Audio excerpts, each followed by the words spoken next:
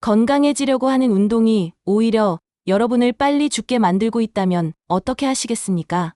60대 이후 어르신들이 매일 하고 계신 그 운동들, 사실은 심장에 무리를 주고 관절 수명을 단축시키는 위험한 운동일 수 있습니다.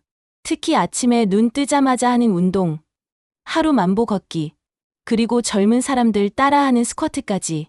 진료실에서 20년간 환자분들을 봐온 결과 60대 이후 몸은 20대에서 30대와 완전히 다른 방식으로 관리해야 한다는 사실을 깨달았습니다.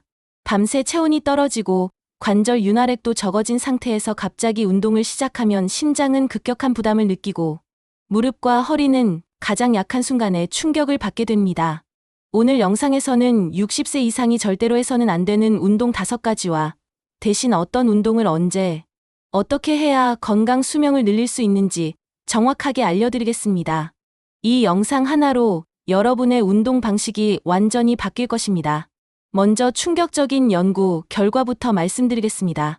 2023년 대한노인의학회에서 발표한 연구에 따르면 60세 이후 과도한 운동을 하는 그룹이 적정 수준의 운동을 하는 그룹보다 사망률이 14% 높다는 결과가 나왔습니다. 왜 이런 일이 일어날까요? 첫 번째 이유는 바로 호르몬 변화 때문입니다. 60세 이후에는 코르티솔 호르몬이 급격히 증가하면서 운동으로 인한 스트레스를 제대로 처리하지 못하게 됩니다. 이로 인해 염증 수치가 오히려 증가하고 면역력이 떨어지는 현상이 나타나죠. 두 번째는 심혈관계의 적응력 저하입니다. 나이가 들면서 심장의 펌프 기능이 약해지고 혈관의 탄력성도 감소합니다. 젊을 때처럼 운동하면 심장의 과부하가 걸려 돌연사의 위험이 높아질 수 있어요. 세 번째는 근골격계의 취약성 증가입니다. 60세 이후에는 골밀도가 급격히 감소하고 근육의 재생 능력도 현저히 떨어집니다. 이런 상태에서 무리한 운동을 하면 회복되지 않는 부상으로 이어질 가능성이 매우 높아지는 거죠. 이제 구체적으로 어떤 운동을 피해야 하는지 말씀드리겠습니다. 첫 번째는 고강도 인터벌 트레이닝입니다. 요즘 젊은 사람들 사이에서 인기인 HIIT는 60세 이후에는 심장에 극도의 부담을 주는 운동입니다. 급격한 심박수 변화로 인해 부정맥이나 심근경색의 위험이 크게 증가하죠. 두 번째는 무거운 중량을 사용하는 웨이트 트레이닝입니다. 특히 데드리프트나 벤치프레스 같은 운동은 척추와 관절에 과도한 압력을 가해 압박골절이나 디스크 탈출의 원인이 됩니다. 세 번째는 점프나 뛰는 동작이 포함된 운동입니다.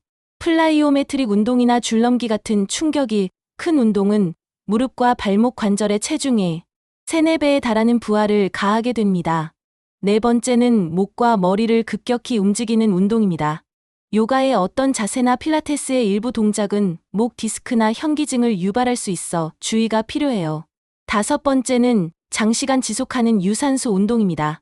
마라톤이나 장거리 사이클링은 관절에 반복적인 스트레스를 가해 만성 염증을 일으킬 수 있습니다. 여기서 잠깐 이런 유용한 건강 정보가 도움이 되셨다면 구독 버튼을 눌러주시고 좋아요도 부탁드립니다. 여러분의 작은 관심이 더 좋은 콘텐츠를 만드는 원동력이 됩니다. 그렇다면 어떤 운동을 해야 할까요?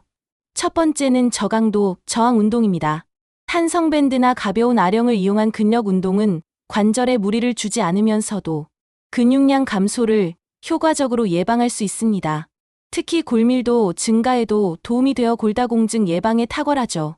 두 번째는 수중 운동입니다. 물의 부력을 이용하면 관절에 가해지는 부담을 90%까지 줄일 수 있으면서도 전신 근육을 고르게 사용할 수 있어요. 심폐 기능 향상에도 매우 효과적입니다. 세 번째는 태극권이나 기공 같은 정적 운동입니다.